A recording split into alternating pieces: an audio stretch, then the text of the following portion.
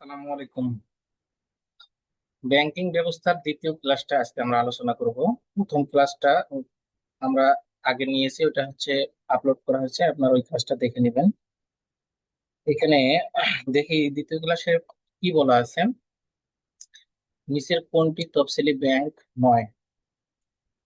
1 নম্বর প্রশ্নটাতে বলা আছে যে নিচের কোনটা তফসিলি ব্যাংক নয়। আমরা দেখি এখানে অপশনে ভুল ছিল। এখানে ব্র্যাক ব্যাংক আর হচ্ছে গ্রামীণ ব্যাংক, এই দুইটাই কিন্তু তফসিলি ব্যাংক নয়। হ্যাঁ, ব্র্যাক ব্যাংক ও তফসিলি ব্যাংক নয় এবং গ্রামীণ ব্যাংক ও তফসিলি ব্যাংক নয়, এবং এই দুটাই কিন্তু পরীক্ষায় আসে, দুটাই ইম্পর্টেন্ট। আবার আরো দুটো ইম্পর্টেন্ট আছে, যেমন হচ্ছে আনসার ভিডিপি ব্যাংক, এটাও তফসিলি ব্যাংক নয়। হ্যাঁ, আর কর্মসংস্থান ব্যাংক আছে, এটাও কিন্তু তফসিলি ব্যাংক নয়। এই অতফসিলি ব্যাংকের মধ্যে এই এই চারটে ব্যাংক সম্পর্কে জানা লাগবে। এটা ব্র্যাক ব্যাংক, এটা গ্রামীণ ব্যাংক, একটা হচ্ছে কর্মসংস্থান ব্যাংক, আর একটা হচ্ছে কি ব্যাংক, আনসার ভিডিপি ব্যাংক। এই চারটে ব্যাংক সম্পর্কে জানতে হবে। এখন বাংলাদেশের কতটি বাণিজ্যিক ব্যাংক আছে? বাণিজ্যিক ব্যাংকের কথা বলা হয়েছে। আমরা জানি যে বাণিজ্যিক ব্যাংক হচ্ছে মোটামুটি 6টা হচ্ছে রাষ্ট্রায়ত্ত বাণিজ্যিক ব্যাংক, আর হচ্ছে 44টা হচ্ছে বেসরকারি বাণিজ্যিক ব্যাংক, 9টা হচ্ছে বিদেশি বাণিজ্যিক ব্যাংক। হ্যাঁ, এইখানে 44 আর 6 হচ্ছে কত হয়? 44 আর 6 হচ্ছে 50, 50 আর 9 হচ্ছে 59। এই 59টা হচ্ছে বাণিজ্যিক ব্যাংক, এবং এগুলো হচ্ছে তফসিলিভুক্ত বাণিজ্যিক ব্যাংক। আর তিনটে ব্যাংক আছে, ওই তিনটে হলো বিশেষায়িত ব্যাংক। তো বিশেষায়িত ব্যাংক বিশেষ উদ্দেশ্যে তৈরি করা হয়েছে, বাণিজ্য করার জন্য নয়। ওই জন্য ওই তিনটাকে আমরা গণনা করবো না। মোট ব্যাংক আমরা জানি তফসিলিভুক্ত ব্যাংক হলো 62টা। এই তিনটে সহ যোগ করলে এখানে কত হয়? 62টা হয়ে যায়। এই তিনটা বাদ দিলে 59টা হচ্ছে কি ব্যাংক? বাণিজ্যিক ব্যাংক। কিন্তু এই তিনটা হচ্ছে বিশেষায়িত ব্যাংক। আমরা জানি হচ্ছে বাংলাদেশ কৃষি ব্যাংক একটা, বাংলাদেশ কৃষি ব্যাংক, আর একটা হচ্ছে রাজশাহী কৃষি উন্নয়ন ব্যাংক, আরেকটা হচ্ছে প্রবাসী কল্যাণ ব্যাংক। হ্যাঁ, তাহলে এই তিনটে ব্যাংক হচ্ছে কি বিশেষায়িত ব্যাংক। হ্যাঁ, এই তিনটা বাদ দিলে এটা বিশেষ উদ্দেশ্যে তৈরি করা হয়েছে, এই জন্য ওই তিনটা বাণিজ্যিক ব্যাংক নয়। তাহলে এখানে উত্তর হবে, এটা হবে না, এখানে 59 হবে। হ্যাঁ, উত্তর হবে 2 নম্বরে 59। 59টা বাণিজ্যিক ব্যাংক। এখন দেখি বাংলাদেশের বাণিজ্যিক ব্যাংকগুলোর পরিশোধিত মূলধন নতুন করে কত টাকা নির্ধারণ করা হয়। এই যে আগে একটা নির্দিষ্ট অ্যামাউন্ট ছিল, দিন যাচ্ছে টাকার পরিমাণ পরিবর্তন হচ্ছে, তাই না? মান কমতেছে। এখন সেই ক্ষেত্রে বর্তমানে কেউ যদি বাংলাদেশ ব্যাংকের মানে অধীনস্থ হতে চায় বা তফসিলিভুক্ত ব্যাংক হতে চায়, বাংলাদেশ ব্যাংকে তাকে 500 কোটি টাকা জমা রাখতে হবে। 500 কোটি টাকা কি করতে হবে? জামানত হিসেবে রাখতে হবে। এই যে উত্তর হবে ঘ নম্বরটা।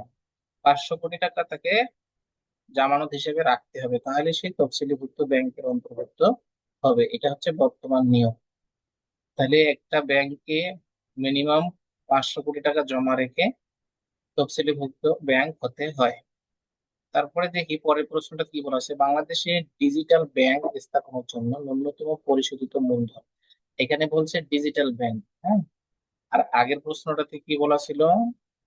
আগের প্রশ্নটাতে বলা ছিল বাণিজ্যিক ব্যাংকগুলোর পরিশোধিত মূলধন, যে কোনো বাণিজ্যিক ব্যাংক হতে পারে।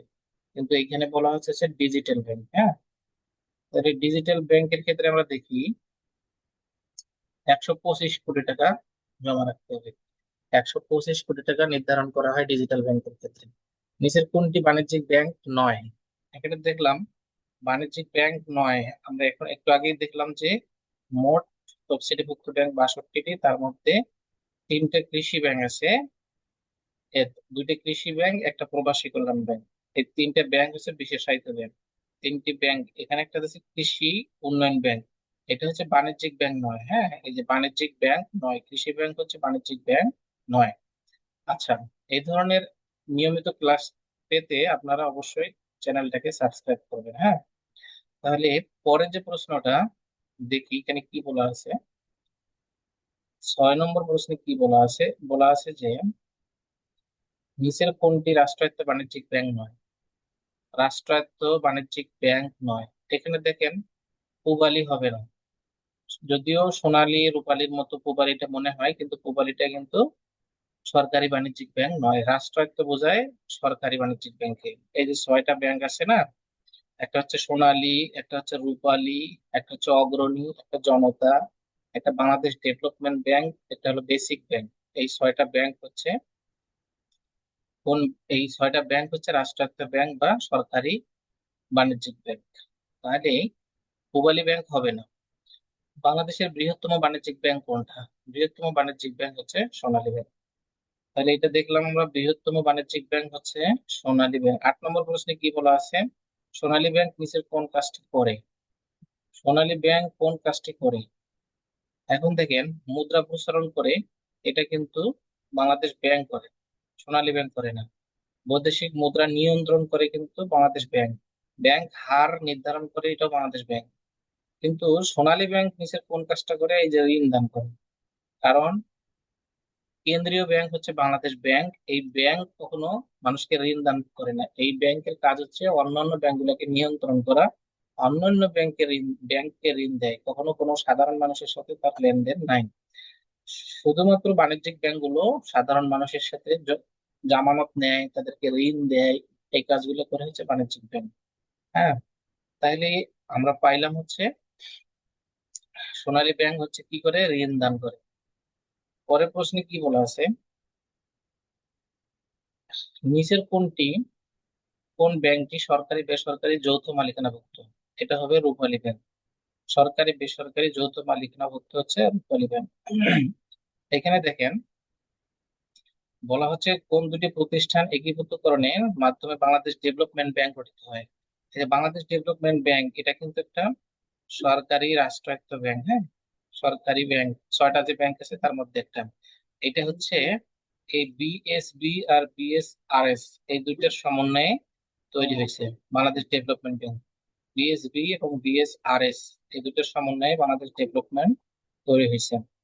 তাহলে বাংলাদেশ ডেভেলপমেন্ট ব্যাংক লিমিটেড, পরবর্তী নাম হয়েছে এটা বাংলাদেশ ডেভেলপমেন্ট ব্যাংক লিমিটেড। এই যে এখানে দেয়া আছে যে বিডিবিএল এর পূর্ণরূপ কি? Bangladesh Bangladesh development bank limited. এটাই হচ্ছে ওই আগের প্রশ্নটা। হুম, বাংলাদেশ ডেভেলপমেন্ট ব্যাংক। বাংলাদেশের কতটি বিশেষায়িত ব্যাংক আছে? এই যে বিশেষায়িত ব্যাংক আছে 3টা। আমরা জানি যে বিশেষায়িত ব্যাংক গুলো হচ্ছে, একটা হচ্ছে বাংলাদেশ কৃষি ব্যাংক, একটা রাজশাহী কৃষি উন্নয়ন ব্যাংক, আর একটা হচ্ছে প্রবাসী কল্যাণ ব্যাংক। এই 3টা। হ্যাঁ, তাহলে 3টা হচ্ছে বিশেষায়িত ব্যাংক। এখানে দেখেন বাংলাদেশ কৃষি ক্ষেত্রে উন্নয়নের জন্য কতটি উন্নয়ন ব্যাংক করা হয়েছে। আমরা জানি বিশেষায়িত ব্যাংক 3টা, একটা বাংলাদেশ কৃষি ব্যাংক, একটা বাংলাদেশ কৃষি উন্নয়ন ব্যাংক, আর একটা প্রবাসী কল্যাণ ব্যাংক। এই বিশেষায়িত 3টা ব্যাংকের মধ্যে প্রবাসী কল্যাণ ব্যাংক তো প্রবাসীদের কল্যাণের জন্য বা প্রবাসীদের জন্য তৈরি করা হয়েছে। এখন এই বিশেষায়িত ব্যাংকের মধ্যে বাকি দুটি কি? অবশ্যই কৃষির সাথে সম্পর্কিত। এই জন্য এখানে বলছে কৃষি ক্ষেত্রে উন্নয়নের জন্য কয়টি ব্যাংক আছে? কতটি? তাহলে 2টা হবে। কৃষি ক্ষেত্রে উন্নয়নের জন্য ব্যাংক হবে 2টা। আর বিশেষায়িত ব্যাংক যদি বলা হয় তখন হবে 3টা। তাহলে এখানে দেখি 14 নম্বর প্রশ্নে কি বলা আছে। বলা আছে যে বাংলাদেশের কত সালে কৃষি ব্যাংক প্রতিষ্ঠিত হয়? এটা 1973 সালে বঙ্গবন্ধুর আমলে কৃষি ব্যাংক প্রতিষ্ঠিত হয়। বাংলাদেশে কৃষি ঋণের প্রধান উৎস কি? কৃষি ঋণ দেওয়ার জন্যই তো কৃষি ব্যাংক তৈরি করা হয়েছে।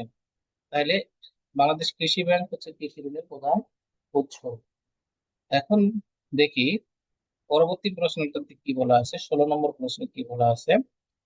নিচের কোনটি একটি বিশেষায়িত আর্থিক প্রতিষ্ঠান? নিচের কোনটি একটি বিশেষায়িত আর্থিক প্রতিষ্ঠান?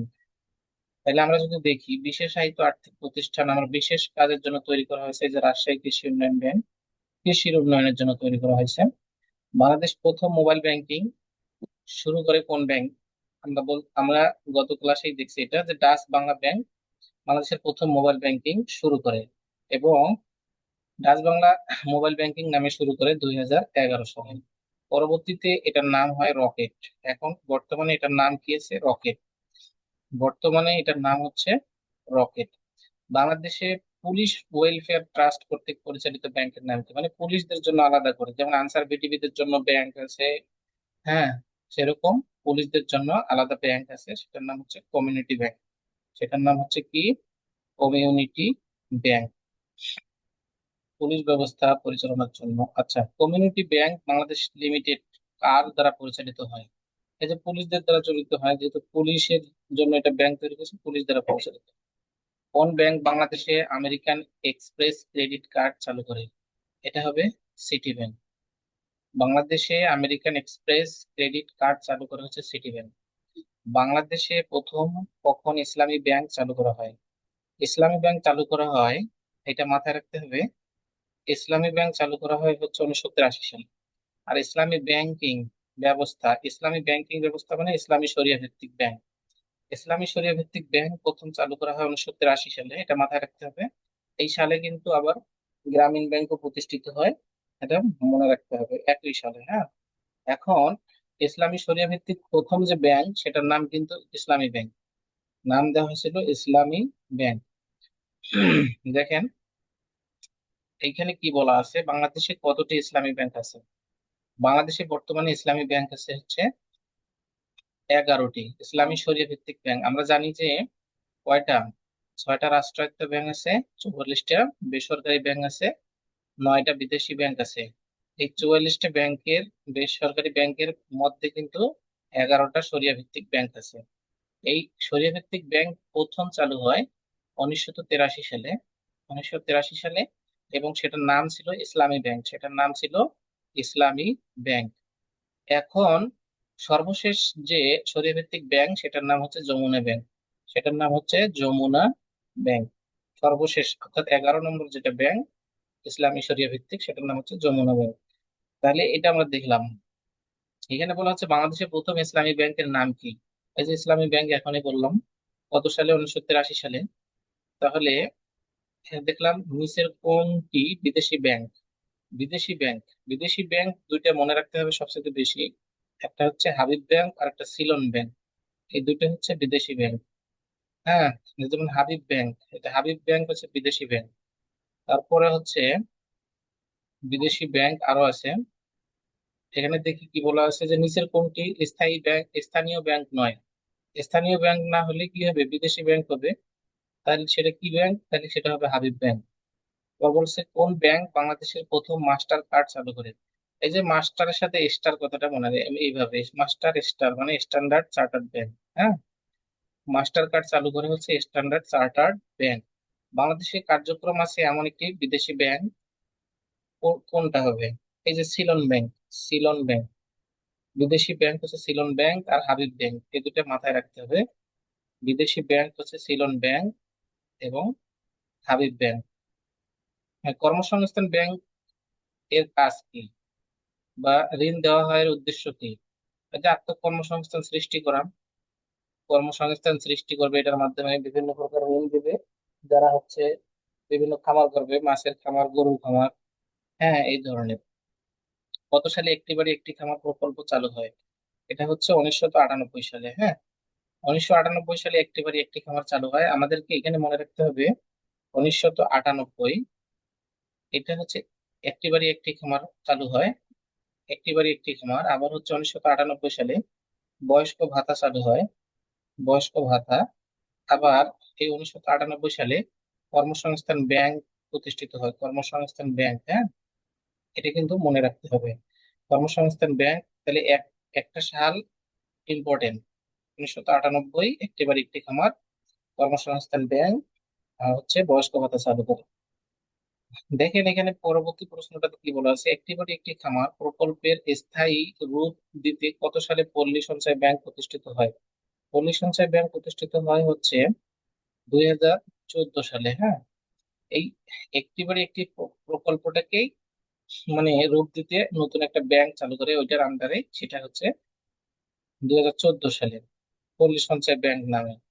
বর্তমান গ্রামীণ ব্যাংক, গ্রামীণ ব্যাংক প্রকল্প রূপে কাজ শুরু করে হচ্ছে 1976 সালে। আমরা জানি গ্রামীণ ব্যাংক প্রথমে পরীক্ষামূলক ভাবে, হ্যাঁ, জোবরা গ্রাম থেকে, চট্টগ্রামের জোবরা গ্রাম থেকে শুরু করে 1976 সালে প্রকল্প হিসেবে, পরবর্তীতে 1983 সালে গিয়ে গ্রামীণ ব্যাংক হিসেবে প্রতিষ্ঠিত হয়। তাই না? এই যে দেখেন কত সালে গ্রামীণ ব্যাংক প্রতিষ্ঠিত হয়, 1983 সালে। আর প্রকল্প হিসাবে 1976 সালে। এগুলো মাথায় রাখতে হবে। তাহলে দেখি 33 নম্বর প্রশ্নে কি বলা আছে। 33 নম্বর প্রশ্নে বলা আছে যে বাংলাদেশ বাংলাদেশের ক্ষুদ্র ঋণ কার্যক্রমের উদ্যোক্তা কোন প্রতিষ্ঠান? ক্ষুদ্র ঋণ কার্যক্রমের উদ্যোক্তা তো ক্ষুদ্র ঋণ গ্রামীণ ব্যাংকের সাথে সম্পর্কিত, এটা আমরা জানি। ক্ষুদ্র ঋণ হচ্ছে গ্রামীণ ব্যাংক। বাংলাদেশে কোন ব্যাংক বিনা জামানতে ঋণ দান করে?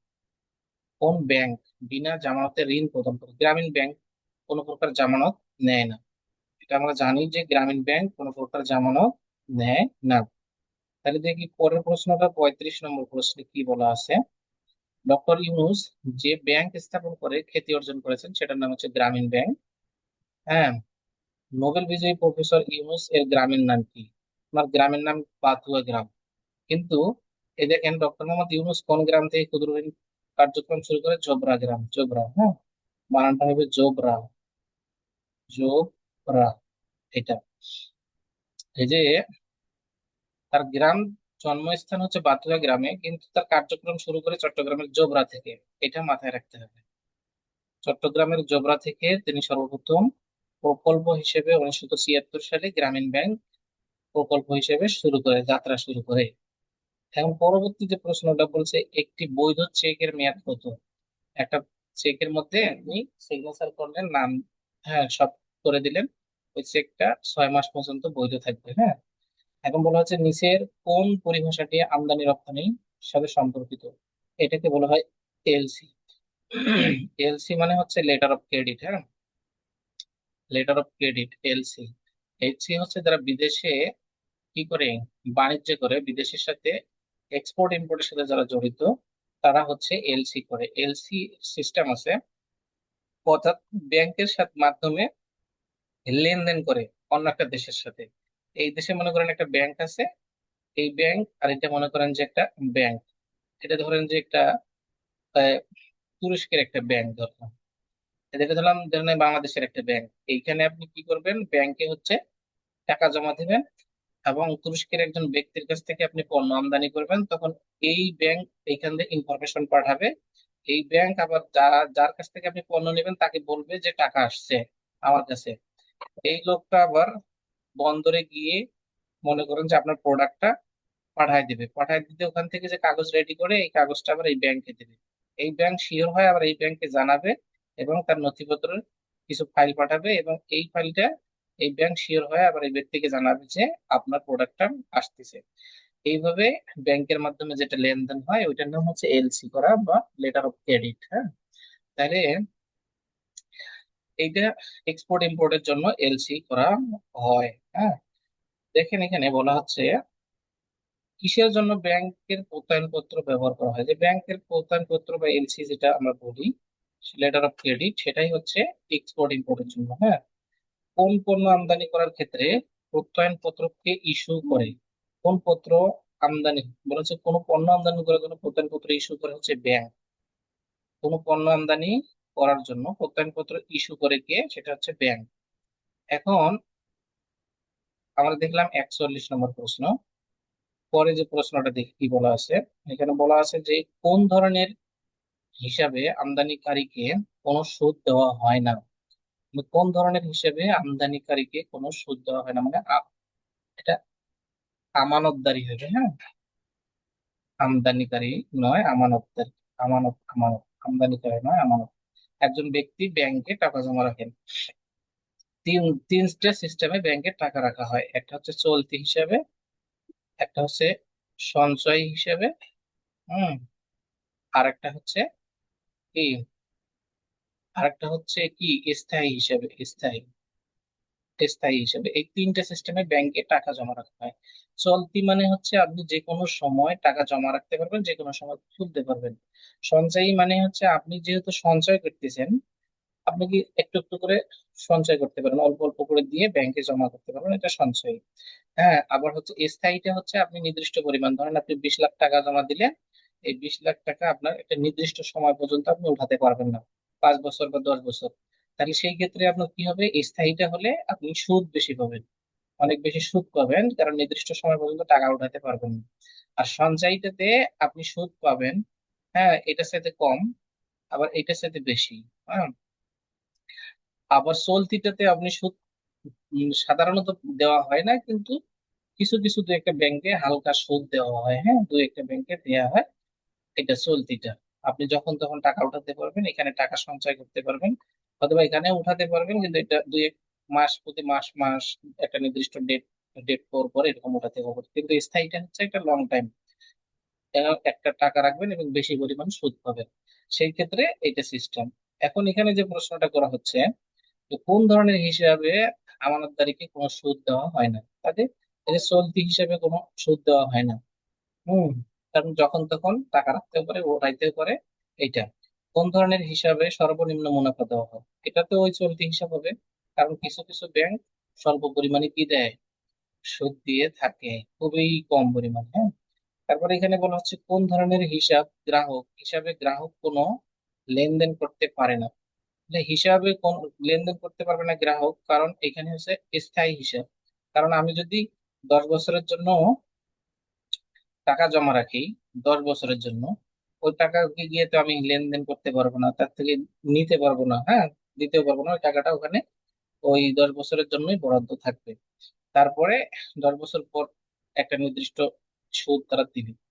হয়তোবা উচ্চ মুনাফা পেতে হলে কোন ধরনের হিসাব টাকা জমা রাখা উচিত, উচ্চ মুনাফা পেতে হয় যে স্থায়ী হিসাবে, বেশি পরিমাণ কি দেবে, নির্দিষ্ট পরিমাণ সময়ের জন্য দিলে বেশি পরিমাণ সুদ পাবেন আপনি। হ্যাঁ, ওই টাকাটা আপনি এত বছরে উঠাইতে পারবেন না, তখন আপনাকে বেশি পরিমাণ সুদ দেবে। দেউলিয়া কে? দেউলিয়া হচ্ছে ঋণ পরিশোধে অক্ষম ব্যক্তি। যারা হচ্ছে ঋণ পরিশোধে অক্ষম তারা হচ্ছে, আচ্ছা, আমরা দেখি এখানে একটা বলা আছে যে নিয়মিত ক্লাস পাওয়ার কথা বলা হচ্ছে। আপনারা যদি নিয়মিত ক্লাস পান, পেতে চান, তাহলে ওই ধরনের অবশ্যই চ্যানেলটাকে সাবস্ক্রাইব করবেন, লাইক কমেন্ট করে পাশে থাকবেন। হ্যাঁ, আমরা নিয়মিত অধ্যায় ভিত্তিক ক্লাস দেওয়ার চেষ্টা করব, তাহলে আপনারা অধ্যায় ভিত্তিক পড়লে জিনিসটা সহজে মনে থাকবে। এ পর্যন্ত আজকে, ভালো থাকবেন। আসসালামু আলাইকুম রহমতুল্লাহ।